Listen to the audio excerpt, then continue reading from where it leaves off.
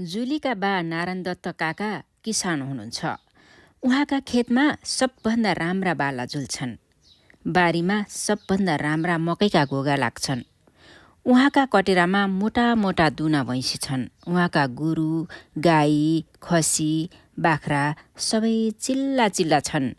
हाम्रो पनि खेतीपाती छ, तर नारायण दत्त काकाको जस्तो राम्रो छैन। हाम्रा पनि गाई भैँसी छन्, तर काकाका जस्ता मोटाघाटा छैनन्। मेरो बुबाले खेतीपातीमा त्यति वास्ता गर्नुहुन्न।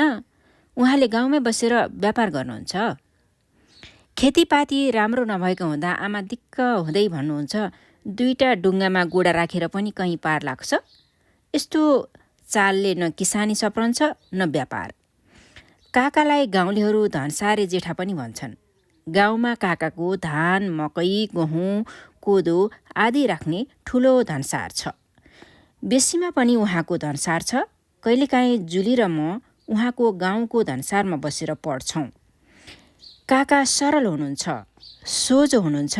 गाउँलेहरू उहाँलाई निकै मन पराउँछन्। मेरो बालाई भने मन पराउँदैन। चर्को व्यापारी भन्छन्।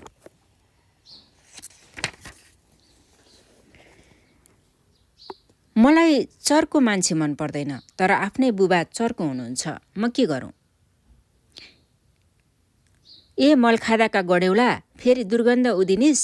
आइज हेर, तेरा गडेउला मेरा घरका कहाँ कहाँसम्म पुगे। पिँढीमा, मझेरीमा, भान्सामा होइन कसरी सहने? कस्तो गडेउला भक्तका फेला परियो नि भगवान।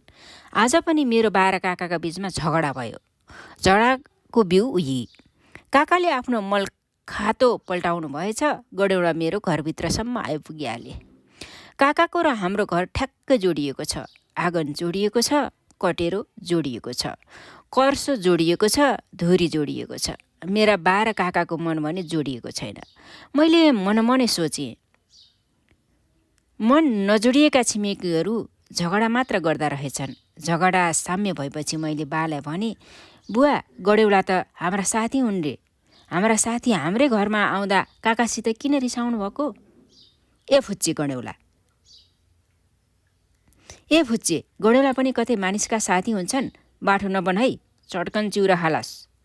बुबाको रिस अझै मरेको रहेनछ। म चुप लागेँ। खाजा खाएर म पसलतिर लागेँ। बाटामा जुली भेट भई।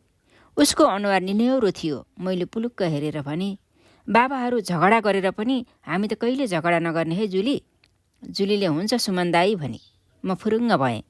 एकैछिनपछि जुलीले भनी, सुमन दाई, तपाईँको बाले तेरी छोरी पनि गडेउली तेरी सुहानी